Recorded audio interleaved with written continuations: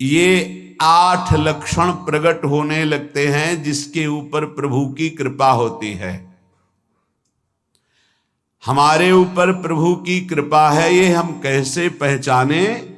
तो ये 8 लक्षण प्रकट होने लगते हैं जिस पर हरिजू की प्रियाजू की कृपा है।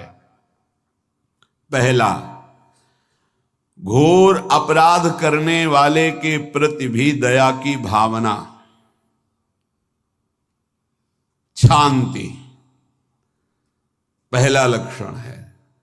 भाव में भी पहले शांत भाव है। हमारे ऊपर श्री हरिजू की कृपा है, इसकी पहचान ये 8 लक्षण। पहला, शांति, अर्थात घोर अपराधी के प्रति भी गुस्सा ना क्षमा करना, ये हरि की कृपा का लक्षण है। देख लो भाई, घोर अपराधी शब्द तो जाने दो, जरा सा प्रतिकूल हो जाए तो लाख समझाओ पर भ्रकुटी तनी रहती है। भला ऐसा है? अपराधी पर भी क्षमा का भाव होना, ये हरि कृपा पात्र में ही होगा, अन्य में नहीं। तो अगर अपने हृदय में ऐसा लगे कि ऐसा नहीं है तो हरिजू से प्रार्थना करनी चाहिए कि कृपा करो, मेरे में सामर्थ्य आवे। दूसरा, अनुसूया, वो किसी भी के प्रति कभी भी कोई दोष दर्शन ही नहीं करेगा। दोष कथन, दोष श्रवण की तो बात जाने दो। अनुसूया, दूसरों के गुणों में दोष ढूंढना, ये नहीं होता। हरि कृपा पात्र में ये नहीं होता। ये सब भजन के नाश करने वाले। जैसे पहला अपराधी पर क्रोध कर देना, तो माया ने भेजा इसीलिए था कि तुम्हारे साथ व्यवहार ऐसा करे कि तुम क्रोध करो। क्रोध करोगे तुम्हारी ऊर्जा शक्ति नष्ट हो जाएगी, अध्यात्म में जो चलने की थी। और कहीं तुमने संकल्प कर लिया तो भजन शक्ति नष्ट हो जाएगी। तो अगर भजन बल है तो गया, जरूर उसको दंड मिलेगा, पक्का मिलेगा, 100% मिलेगा, लेकिन आप खाली हो गए। ना भजन करने की वृत्ति रहेगी और ना भजन रहेगा, दोनों बात। अनुसूया, किसी के सद्गुणों में दोष देखना, गुणों में दोष ढूंढना, ये हरि कृपा पात्र में नहीं होता।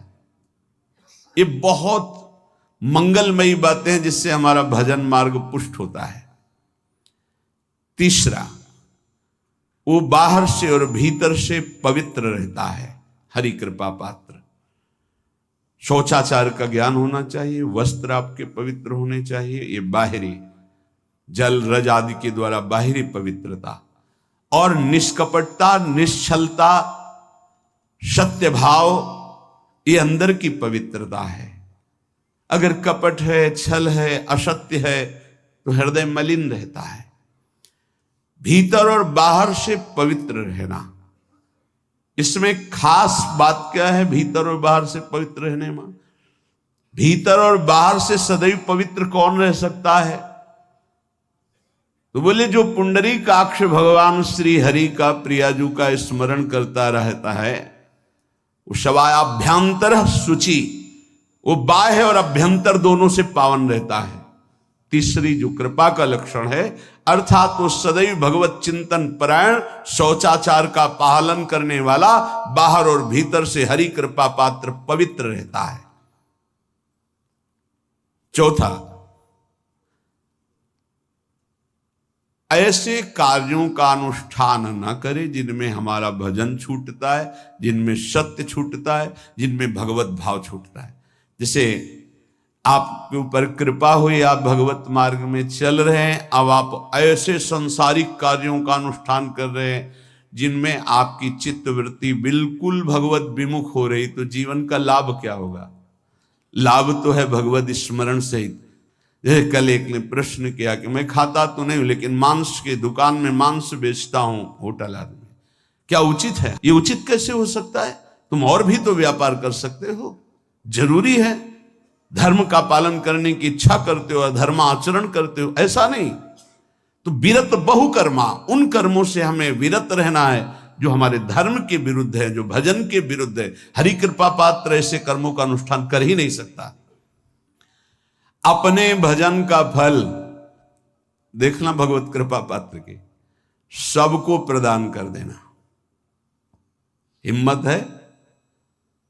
अपने भजन, इतनी मेहनत से किया हुआ भजन, भजन होने के बाद हे प्रभु इस भजन का फल हो, सर्वे भवन्तु सुखिना सर्वे सन्तु निरामयः। यहां तो कहते हैं महाराज एक माला रोज आपके लिए करता हूं कि आपकी बीमारी ठीक रहे, तो शेष किसके लिए करते हो प्रभु? शेष क्या? अगर इष्ट और गुरु के लिए तुम्हारा है कि एक माला करते तो फिर इतनी माला करते तो हमें क्या होगा? सब आपको दे देंगे तो हमें क्या होगा? तभी भजन का रहस्य नहीं जाना। छठवां, अपने भजन से अपने लिए कुछ भी ना चाहना, और दूसरों की तो बात जाने दो, दूसरों से कुछ ना चाहना ये तो ठीक है, अपने भजन से अपने लिए कुछ ना चाहना है हिम्मत। देखो ये हरि कृपा पात्र में हिम्मत होती है। अपना भजन अपने प्रयोग में ना लाना, इसका भी आंतरिक रहस्य है। अपने प्रयोग में आप शरीर को लेकर के बोलेंगे, अगर स्वरूप को लेकर तो प्रयोग की कोई वहां जरूरत ही नहीं, स्वरूप पूर्ण काम है, वहां कोई अभाव नहीं। जब आप कोई भाव अपने लिए करेंगे तो देह भाव होगा, देह भाव से किसी विषय की मांग होगी। विषय पूर्ति भजन का फल नहीं होता, भजन का फल होता विषय निवृत्ति। बहुत जोर की बात है, कैसे समझ में आए? अपने भजन का भी फल अपने लिए नहीं, दूसरों से कुछ चाह रखना तो बात ही जाने दो, भजन से भी कोई अन्य सुख की चाह नहीं हुई। क्या चाहिए? भजन ही बनता रहे, भजन का फल भजन बनता रहे, खूब निरंतर जप करते रहे। सातवां, किसी भी मान सम्मान कीर्ति पद प्रतिष्ठा के मिलने पर हृदय का असंतुष्ट हो जाना, यह हरि कृपा पात्र का लक्षण होता है।